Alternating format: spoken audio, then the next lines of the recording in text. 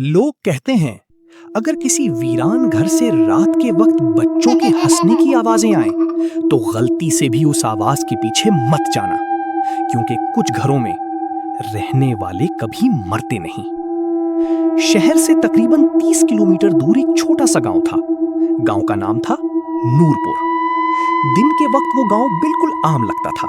खेतों में लोग काम करते, बच्चे खेलते और शाम होते ही हर तरफ सुकून फैल जाता। लेकिन उस गांव में एक ऐसी जगह थी जिसका नाम सुनते ही लोगों के चेहरों का रंग उड़ जाता था। गांव के आखिरी किनारे पर दरख्तों के दरमियान एक पुराना जला हुआ मकान मौजूद था। लोग उसे काला मकान कहते थे। वो घर पिछले 15 साल से बंद पड़ा था।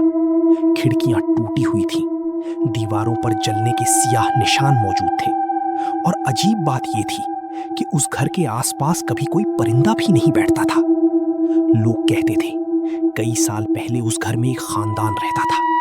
शौहर, बीवी और उनके 2 बच्चे, एक 8 साल का लड़का हमजा और 6 साल की बच्ची मनाहिल। वो दोनों बच्चे पूरे गांव में बहुत मशहूर थे। हर वक्त हंसते रहते, हर वक्त खेलते रहते। लेकिन एक रात अचानक उस घर से चीखों की आवाजें आने लगी। लोग जब वहां पहुंचे तो पूरा मकान आग में जल रहा था। आग इतनी शदीद थी कि कोई अंदर नहीं जा सका। सुबह तक घर मुकम्मल जल चुका था। पुलिस को मां और बाप की जली हुई लाशें मिल गईं, लेकिन बच्चों की लाशें कभी नहीं मिली। कुछ लोगों का कहना था कि बच्चे आग में जल गए थे, जबकि कुछ कहते थे कि आग लगने से पहले ही बच्चे मर चुके थे। और उस रात के बाद काला मकान बदल गया। हर रात ठीक 2 बजे उस घर से बच्चों के दौड़ने, खेलने और हंसने की आवाजें आना शुरू हो जाती।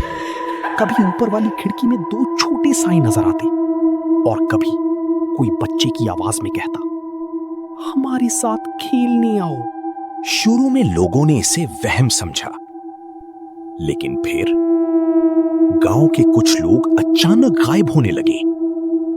एक चरवाहा, 2 नौजवान लड़के और एक रात गांव का चौकीदार भी लापता हो गया। इन सब में एक बात मुश्तरका थी।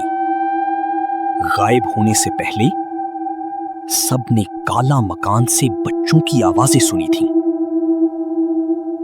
वक्त गुजरता गया और अब गांव में सूरज गुरूब होने के बाद कोई उस घर के करीब नहीं जाता था। लेकिन एक शख्स ऐसा था जो इन सब बातों को झूठ समझता था। उसका नाम था अरमान। अरमान एक मशहूर हॉरर यूट्यूबर था। वो हॉन्टेड प्लेसेस एक्सप्लोर करता और लोगों के इल्हाम एक्सपोज करने की वीडियोस बनाता था। उसके लाखों फॉलोअर्स थे। एक दिन उसे काला मकान के बारे में पता चला और उसने फौरन फैसला कर लिया कि वो वहां जाकर लाइव स्ट्रीम करेगा। जब वो गांव पहुंचा तो लोगों ने उसे बहुत रोका। बेटा, वहां मत जाना, वो बच्चे इंसान नहीं हैं। जो भी अंदर गया वापस नहीं आया। लेकिन अरमान सिर्फ हंस दिया। अगर भूत वाकई होते तो दुनिया अब तक खत्म हो चुकी होती। उस रात ठीक 1:45 पर अरमान अपना कैमरा लेकर काला मकान के सामने खड़ा था। हवा बहुत ठंडी थी, दरख्त जोर जोर से हिल रहे थे और आसमान पर काले बादल छाए हुए थे। अचानक ऊपर वाली खिड़की में एक छोटे बच्चे का साया नजर आया। अरमान चंद लम्हों के लिए खामोश हो गया, लेकिन फिर उसने खुद को संभाला। दोस्तों, आज हम गांव के सबसे हॉन्टेड घर के अंदर जाने वाले हैं। कमेंट्स फौरन आने लगे। ब्रो, वापस जाओ, ये प्रैंक नहीं है, विंडो में कोई है। अरमान ने हंसते हुए कैमरा घर की तरफ किया और दरवाजा धक्का देकर खोल दिया। अंदर मुकम्मल अंधेरा था। फर्श पर मिट्टी जमी हुई थी, दीवारों पर जलने के निशान थे और हर तरफ अजीब सी बदबू फैली हुई थी। सिर्फ अरमान के कदमों की आवाज गूंज रही थी। फिर अचानक ऊपर वाले फ्लोर से बच्चों की दौड़ने की आवाज आई। थक थक थक। अरमान रुक गया। उसने फ्लैशलाइट ऊपर मारी, लेकिन वहां कुछ नहीं था। फिर एक बच्चे की हंसी गूंजी। वो हंसी आम बच्चों जैसी नहीं थी। वो बहुत आहिस्ता और अजीब थी, जैसे कोई गले में पानी भरकर हंस रहा हो। अरमान की सांसें तेज होने लगी, लेकिन उसने कैमरा बंद नहीं किया। वो आहिस्ता आहिस्ता सीढ़ियों की तरफ बढ़ने लगा। जैसे ही वो ऊपर पहुंचा, उसे एक पुराना बच्चों का कमरा नजर आया। फर्श पर जली हुई गुड़ियां पड़ी थीं, दीवारों पर बच्चों की तस्वीरें बनी हुई थीं, और कमरे के दरमियान में एक छोटी सी गेंद खुद ब खुद हरकत कर रही थी।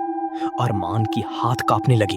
फिर अचानक कमरे के कोने से आवाज आई, क्या तुम हमारे साथ खेलने आई हो? अरमान ने फौरन फ्लैशलाइट उस तरफ मारी और उसकी चीख निकल गई। वहां दो बच्चे खड़े थे, हमजा और मनाहिल। जले हुए चेहरे, काली आंखें और उनके हाथों में जली हुई गुड़िया। अगले ही लम्हे वो दोनों बच्चे अचानक गायब हो गए। इसी वक्त नीचे वाले दरवाजे की जोर से बंद होने की आवाज आई। धड़ाम! अरमान भागता हुआ नीचे आया, लेकिन मेन डोर बंद हो चुका था। वो पूरी ताकत से दरवाजा खोलने लगा, लेकिन दरवाजा नहीं खुल रहा था। फिर उसके पीछे बच्चों के हंसने की आवाज आई। आहिस्ता आहिस्ता पूरे घर में वो आवाज गूंजने लगी, हमारे साथ खेलने आओ, हम अकेले हैं, हमें छोड़कर मत जाओ।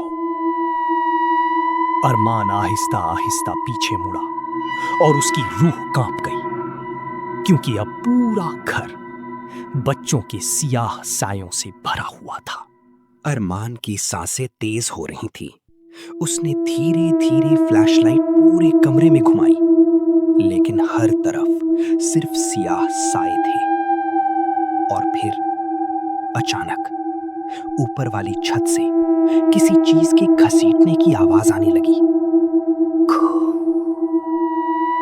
अरमान ने फ्लैशलाइट ऊपर मारी और उसका खून जम गया, क्योंकि छत पर दो बच्चे उल्टे रेंग रहे थे, हमजा और मनाहिल। उनके हाथ और पांव अजीब अंदाज में मुड़े हुए थे। काली आंखें और चेहरों पर जली हुई खाल लटक रही थी। वो दोनों आहिस्ता आहिस्ता छत पर रेंगते हुए अरमान के ऊपर आ रहे थे। अरमान खौफ से पीछे हट गया। कैमरा उसके हाथ से तकरीबन गिर गया। फिर अचानक पूरे घर की लाइट्स एक सेकंड के लिए जल उठी, और उस एक लम्हे में अरमान ने कुछ ऐसा देखा जिसने उसकी रूह हिला दी। पूरा घर बच्चों के सियाह हाथों के निशानों से भरा हुआ था। दीवारें, छत, फर्श, हर जगह छोटे छोटे जलने वाले हाथों के निशान थे। फिर सब कुछ दोबारा अंधेरे में डूब गया, और उसके फौरन बाद बच्चों की जोर जोर से हंसने की आवाजें आने लगी। लेकिन अब वो हंसी हर तरफ से आ रही थी, ऊपर से, नीचे से, दीवारों के अंदर से, जैसे पूरा घर जिंदा हो।